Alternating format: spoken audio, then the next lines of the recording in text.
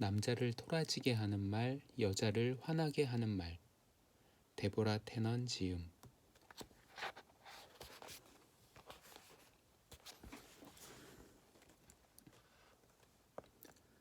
누구와 말하느냐가 신분을 결정한다.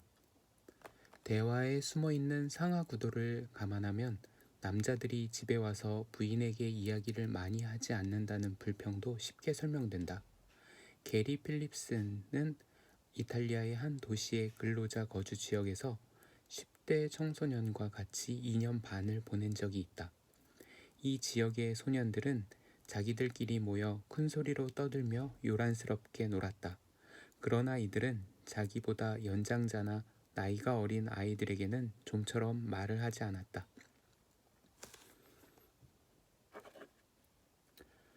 이들은 높은 지위에 있는 사람들로부터 무언가를 얻으려고 할 때는 꼭 중간에 다른 사람을 개입시켰다. 마치 신에게 직접 기도하지 않고 성인에게 기도하는 것처럼. 그러나 자기들보다 낮은 지위에 있다고 생각되는 사람들, 즉 어린이나 여자, 자기보다 지위가 못한 소년들에게는 물리적인 힘을 과시하거나 폭력을 동원해서 자기가 뜻한 바를 달성시켰다. 자기보다 높은 지위에 있는 사람에게 직접 이야기를 하는 것은 질서에도 벗어날 뿐 아니라 건방진 행위로 받아들여진다. 또 지위가 낮은 사람과 대화를 한다는 것은 자신이 나약하다는 것을 공표하는 것으로 해석한다. 이들 10대 소년들에게서도 소녀나 여성들의 문화에서 나타나는 두 가지 현상을 발견할 수 있다. 이들 또한 다른 사람과의 관계를 과시하면서 지위를 인정받으려 한다는 것이다. 보다 영향력이 강한 사람을 밟고 있는 소녀는 그만큼 더 높은 지위를 얻는다. 그러나 이들의 궁극적인 목적은 힘을 얻기 위한 것이었다. 소녀들의 경우에는 다른 사람과의 관계 그 자체가 바로 목적이 된다. 다시 말해 높은 지위에 있는 친구와 친하게 지내는 그 자체가 그 여학생의 신분을 상승시키는 것이다. 물론 남자친구 사이에서도 서로 편안함을 느낄 수 있어야 대화가 이루어진다는 점은 어린 소녀들의 경우와 같다. 그러나 이들 10대 소년들이 같은 또래 여학생들과 대화를 피하려는 이유는 무엇인가? 아마 그들은 여자아이들이 지위가 낮은 무리라고 생각하기 때문일 것이다. 반면 여자아이들은 친구가 남자이더라도 별 스스럼 없이 대한다. 사회 신분 계층의 차이도 대화 스타일에 크게 작용하는 것으로 보인다. 사회학자인 미라 코마로프스키는 한 연구 논문에서 중류층에 가까운 부부일수록 서로를 친구로 생각하는 성향이 강하다고 주장했다. 또한 고등학교 졸업 이상의 학력을 가진 사람들은 남편이 부인과 대화하는 걸 자연스럽게 받아들인다. 그러나 고등학교를 졸업하지 못한 사람들의 경우에는 부인이 남편에게 대화를 강요하는 것은 지나친 요구라는 반응을 보였다. 부인들은 자기 친구나 여자 친척들과 대화를 해야지 남편을 건드리지 말아야 한다는 입장이었다. 당신 내 말 듣고 있어요? 여러 가지 원인을 종합해보면 남자들이 좀채 이야기를 하지 않으려 한다는 여자들의 불만도 근거가 있다. 그러나 정도의 차이는 있을지 몰라도 남편들도 여자들과 똑같은 불만을 가질 수 있다. 당신은 내 말에 귀를 기울이지 않는다 라는 불만은 곧바로 당신은 내가 하는 말을 100% 이해하지 못한다는 의미이거나 내가 원하는 건 그게 아니다 라는 뜻이다. 그런데 남자들이 충분히 듣고 있는데도 불구하고 여자들은 남자들이 듣지 않는 것 같은 인상을 받는 경우가 많다. 이런 현상은 바로 남자들이 자기가 남의 말을 듣고 있다는 것을 표현하는 방법이 다르기 때문에 일어나는 것이다. 인류학자 몰츠와 보커의 주장과 같이 여성들은 질문을 많이 하는 경향이 있다. 여자들은 맞아, 그렇지 등의 단어를 쓰면서 다른 사람이 말을 하는 중간에도 귀를 기울이고 있다는 것을 충분히 증명해 보인다. 특히 이야기를 들을 때 웃어주거나 동의를 표시하면서 좀 더 긍정적이고 열정적인 반응을 보여주기도 한다. 이런 반응은 말을 하는 사람과의 대등 관계를 강조하고 상대방이 대화를 계속하도록 하는 효과가 있다. 반면 남자들은 대화에 임하는 태도, 즉 경청하고 있다는 몸짓을 적게 하고 질문을 하기보다 자기 주장을 내세우거나 도전적인 자세를 취하기 때문에 아주 반항적인 인상을 주기 쉽다. 몰치와 보커의 연구에 따르면 여성들은 대화를 나눌 때 자기가 듣고 있다는 인상을 상대방에게 줄 수 있도록 많은 제스처를 동원한다. 이 제스처도 여자냐 남자냐에 따라 아주 다른 의미로 쓰인다. 여자들이 예 라고 할 땐 아 그래요 그렇군요 라는 의미가 강하다. 그러나 남자들은 상대방이 말에 동의할 때에만 예 라고 대꾸한다.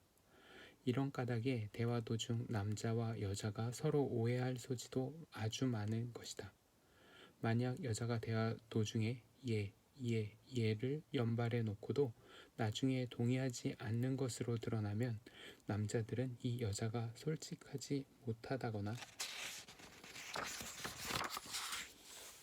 말을 듣지 않고 그저 건성으로 대꾸했다고 판단한다. 한편 대화 도중에 예라는 단어를 쓰는데 인색한 남자를 만나면 여자들은 이 남자가 자기의 이야기를 충분히 듣지 않고 있다는 결론을 내린다.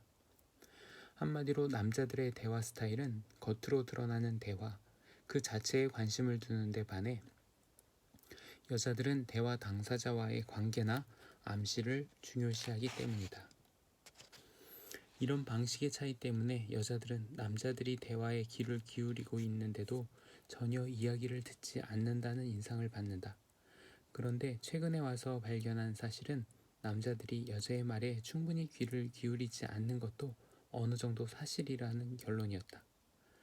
남의 말을 듣는 행위 자체가 남녀에 따라서 다른 의미를 가질 수 있기 때문이다.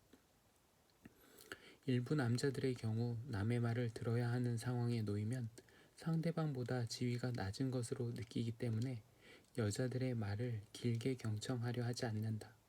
그러나 많은 여성들은 남의 말을 열심히 듣겠다는 입장을 취하는 만큼 상대방도 자기의 말을 경청해 주기를 원한다. 그렇기 때문에 여자들은 자기들이 계속해서 듣는 입장이 될 때 당황해하는 것이다. 그래서 남녀는 서로 불만스럽다. 여자들이 늘 상대방의 말을 경청해야만 하는 입장에 불만을 가지는 것처럼 남자들도 이와 비슷한 불만을 느낀다. 여자들이 듣는 입장, 즉 청중의 위치에 놓인다는 사실을 달갑지 않게 생각한다고 해서 남자들이 여자들에게 그런 입장만 취하도록 강요했다고 생각하지는 않는다. 내가 이 책을 집필하던 중에 안면이 별로 없는 사람들끼리 모인 한 출판 기념회에 참석한 적이 있다. 나는 그 자리에서 한 젊은 청년과 대화를 나누게 되었다. 그에게 무슨 일을 하는지 물었더니 화가라고 하기에 현대미술의 경향이 조형적으로 기울고 있는가를 물었다. 질문을 받은 그는 미술의 역사에 대해 장황하게 설명하고는 당신의 질문에 대한 대답치고는 너무 길었죠. 라고 되물었다. 나는 이미 내가 그에게 어떤 질문을 했는지조차도 잊고 있었다. 거의 독백의 경지에 오른 그의 대답에 전혀 신경을 쏟지 않았던 것이다. 그러나 나는 이 책을 더 훌륭하게 쓸 수 있는 단서를 하나 잡았다 싶어 아주 기뻤다. 나는 초면에 신뢰가 될 것을 무릅쓰고 그의 관점을 알아내기 위해 몇 가지 질문을 던지기로 작정했다. 더구나 그 모임이 출판 기념회였던 만큼 책을 만들기 위한 것이라면 어느 정도 이해를 받아들일 수 있을 것으로 생각했다.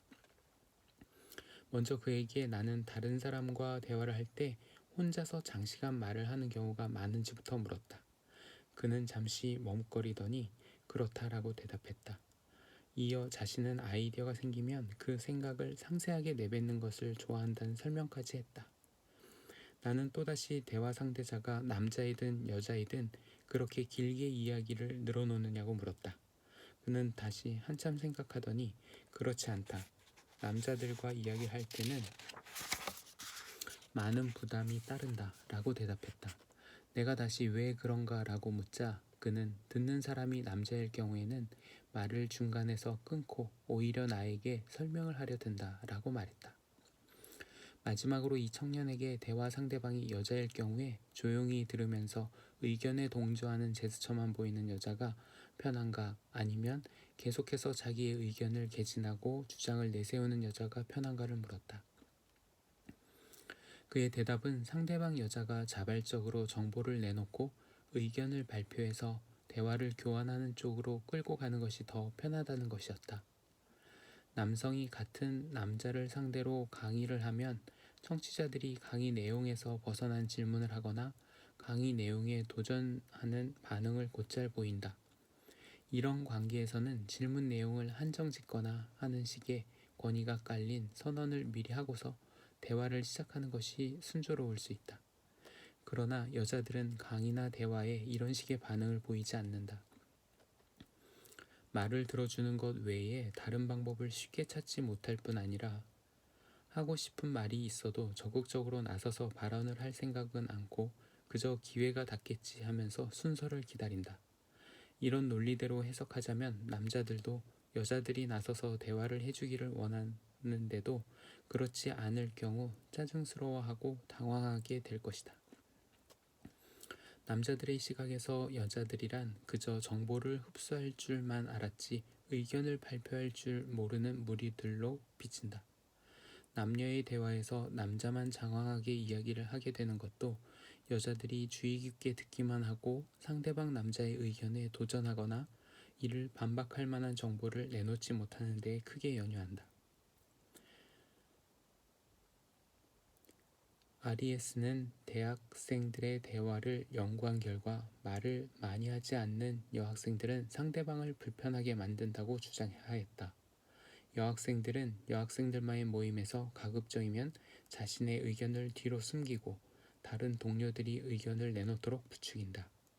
여학생들의 이러한 노력은 서로 간의 균형을 유지해야 한다는 관념이 강하기 때문에 일어나는 것이다. 그런 만큼 여학생들은 발언할 기회를 대화 상대자가 만들어주도록 은근히 기대하곤 한다. 그러나 남자들은 일반적으로 발표할 의견이나 아이디어가 있으면 자발적으로 나서야 한다고 생각한다.